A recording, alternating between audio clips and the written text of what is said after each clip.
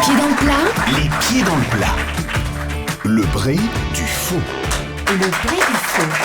Marc-Antoine Lebray, notre imitateur. Il y a un de vos confrères qui voulait vous dire un mot et qui est venu spécialement cet après-midi, c'est Cyril Lignac. Salut tout le monde. Salut Christophe. Alors moi j'adore les pâtisseries de Christophe. Tout est bien croquant, bien gourmand. Et moi quand c'est bien gourmand, bien croquant, je suis content. Moi j'aime surtout les tartes salées, les quiches au poireau, les tartes à la tomate, les cakes aux olives. Et dedans, je rajoute toujours une pincée de piment d'Espelette. Tu sais pourquoi Christophe ? Parce que le piment d'Espelette, c'est comme Omar Sy dans Intouchable. Ça sert à relever les légumes. Je crois aussi que Jean-Marie Bigard est très amateur de pâtisserie. Bah, tu m'étonnes, Cyril. Attends, Christophe, tu sais que tout ce qui est gâteau et pâtisserie, j'adore, hein. Mais tu me connais, comme je suis délicat. Bah, je suis comme certains prêtres, j'aime manger que certaines parties des gâteaux. Par exemple, j'adore bouffer le cul des religieuses, tu vois. Il y a aussi un animateur qu'on aime beaucoup, c'est Jean-Luc Reichmann qui avait une question vous concernant. Salut la compagnie. Alors, Christophe Michalak, tout de suite la question la question 1, la question coquine.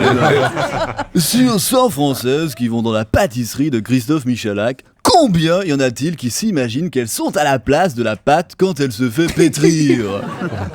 Faut dire qu'il est sacrément beau gosse, Christophe. Si c'était un acteur, ce serait le Guillaume Cannelet de la pâtisserie. Attention, blague, humour, rigolade.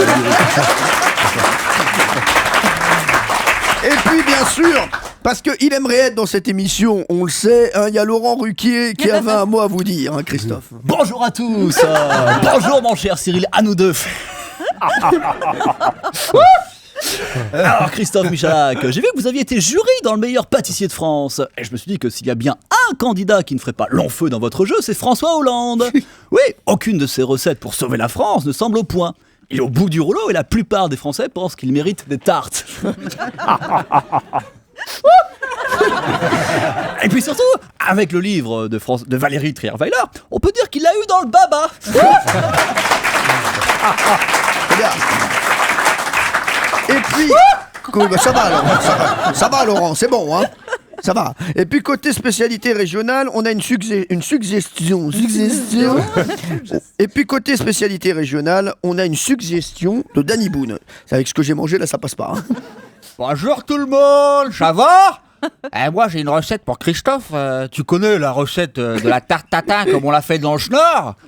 C'est facile. Tu fais une tarte, tu la mets au four et puis tatin. La tarte tatin qu'elle est cuite. T'as compris, Christophe ? Celle-là j'ai compris. La tarte tatin.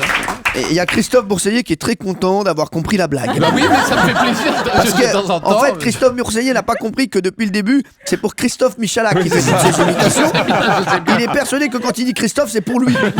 Non, ça j'avais saisi. Mais pas du tout, en fait. Et puis, il y a notre médecin cathodique, un préféré, qui est très admiratif de votre travail. C'est Michel Simès, bien sûr. Bonjour, c'est Michel Simès du magazine de la santé. Médecin généraliste et amateur de bonbons. Mon cher Christophe Michalak, j'adore votre métier qui consiste à accoucher des pâtisseries les plus élaborées. D'ailleurs, est-ce que vous connaissez la différence entre un pâtissier qui fait un millefeuille et une jeune maman ? Il n'y en a pas. Dans les deux cas, si on dispose mal les couches, on s'en met plein les doigts. Bonne journée. Bravo Marc-Antoine Lebré. Magnifique. Excellent Marc-Antoine Lebré.